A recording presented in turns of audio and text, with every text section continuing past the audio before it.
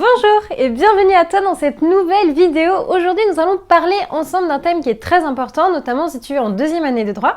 Mais sache que bien évidemment, ma méthode s'applique à toutes les matières autres que le droit administratif. Pour autant, je sais que pour les L2, c'est la grosse pression cette année. En effet, il y a la rumeur qui court que la deuxième année de droit est la plus difficile année de licence. Je te rassure tout de suite, pour moi, je ne trouve pas que c'est vraiment la deuxième année qui est la plus difficile. Je trouve que la première année, elle a également son lot de difficultés. En ce qui concerne la deuxième année, c'est une année qui est spéciale. En fait, elle est difficile dans le sens où elle est essentielle et elle est très importante pour ta poursuite dans les études de droit. En fait, dans le programme de deuxième année, c'est un socle qui est énorme et c'est le programme qu'on va te demander au CRFPA, donc pour passer le barreau, t'imagines? Donc cette année, c'est une année qui est décisive parce que tu vas venir vraiment apprendre des matières qu'on va te demander en examen et que tu ne reverras pas avant de passer le CRFPA.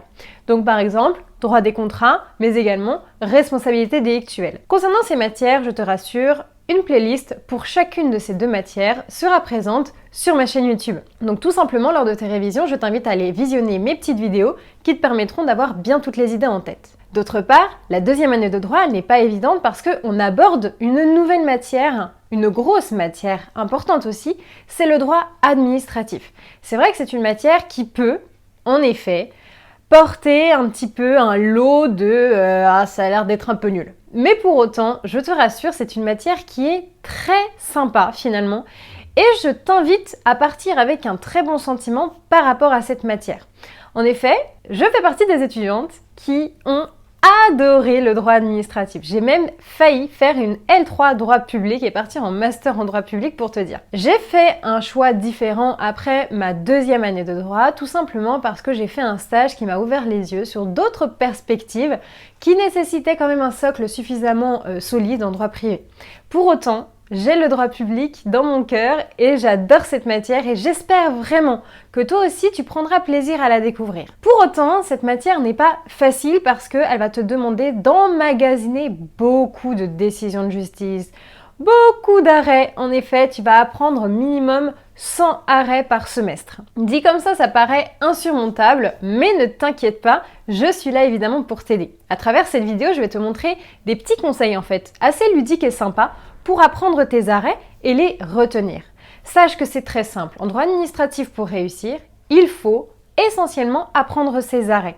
Tu apprends tes arrêts dans l'ordre chronologique, que dans ton esprit essaye de faciliter l'apprentissage, de te faciliter la vie, de faciliter ton cerveau, d'accord? C'est une éponge. Donc, aide-le à apprendre facilement, d'accord? N'emmagasine pas des connaissances superflues. Va à l'essentiel et quand l'essentiel est bien fixe dans ton esprit, seulement après, eh bien tu pourras rentrer en détail dans des thématiques un petit peu plus précises, un petit peu plus pointues. En ce qui concerne ce fameux apprentissage donc d'arrêt, voici mes petits conseils. Mon premier conseil serait bien évidemment de prendre tes fiches, d'accord, tes fiches de TD et de lister tous les arrêts que ton professeur t'a présentés dans sa plaquette de TD et de les mettre par ordre chronologique. D'accord? Essaye de bien vérifier s'il n'y a pas eu de revirement de jurisprudence et classe-les très simplement sur une feuille blanche. Moi, c'est vrai que j'utilise beaucoup les feuilles blanches dans mon travail parce que je trouve que c'est un support qui est forcément neutre, qui est vierge et qui me permet en fait de mettre une image blanche dans mon esprit et ensuite de mettre des éléments. C'est vrai que j'ai un cerveau qui fonctionne de façon assez visuelle, donc c'est peut-être pour ça que j'utilise cette méthode-là, mais je sais qu'il y a beaucoup d'étudiants qui pourront utiliser cette méthode et qui sera assez révélatrice pour eux.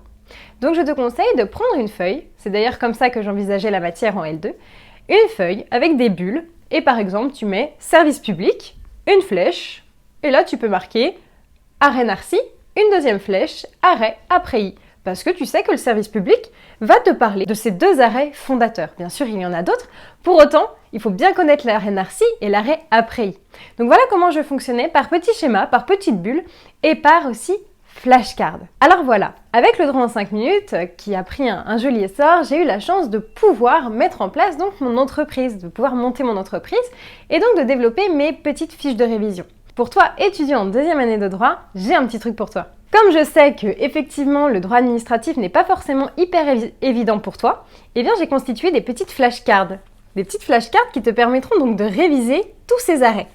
Donc à travers ces petites flashcards, tu auras des résumés que je t'aurai faits sur beaucoup d'arrêts fondamentaux de la matière en droit administratif. Par exemple, ici, j'ai l'arrêt Daen, arrêt Morsan-sur-Orge, arrêt Gisti, arrêt Nicolo, arrêt Jacques Vabre, bref, je ne vais pas tous te les citer, mais tu as 20 arrêts en flashcards qui te sont proposés directement sur mon site à 15 €, les 20 flashcards, ce qui te permettra de réviser, de les emporter dans ton petit sac, dans le train, bref, les avoir sur toi pour apprendre tranquillement tes arrêts. Troisième méthode ensuite, et c'est un concours que je lance à travers cette vidéo, c'est un super bon plan. Je pense que tu connais un petit peu les arrêts illustrés. En tout cas, si tu ne connais pas, moi je les connaissais pas quand j'étais en deuxième année de droit, sinon j'aurais acheté ce manuel. C'est une BD en fait, une BD qui est super bien faite sur plein d'arrêts fondamentaux en droit administratif et qui sont donc illustrés en BD. Donc c'est très simple parce qu'en fait, ça te permet d'apprendre tout en lisant tranquillement, voilà, tu prends ton goûter, je sais pas trop, et tu regardes la BD, tu la lis comme une BD quoi, très simplement. Et tu apprends en même temps beaucoup d'arrêts. Les illustrations sont très bien faites, je trouve. C'est assez visuel et ça permet en fait de fixer des images sur un arrêt et de pouvoir le retenir beaucoup plus facilement. On se dit souvent, mais comment est-ce que je peux retenir, une chanson de film par cœur et pour autant, j'arrive pas à retenir mon cours? Mais c'est parce qu'en fait, il faut quelquefois rattacher un apprentissage à quelque chose d'un petit peu plus ludique. Donc là, je vais pas t'inviter à créer une chanson autour de chaque arrêt, mais ça pourrait être une idée. Mais pour autant, lire une BD comme les arrêts illustrés, je trouve que c'est une super initiative et je suis vraiment mais admirative de ce travail parce que je trouve que c'est une idée de taré d'avoir lancé ce concept.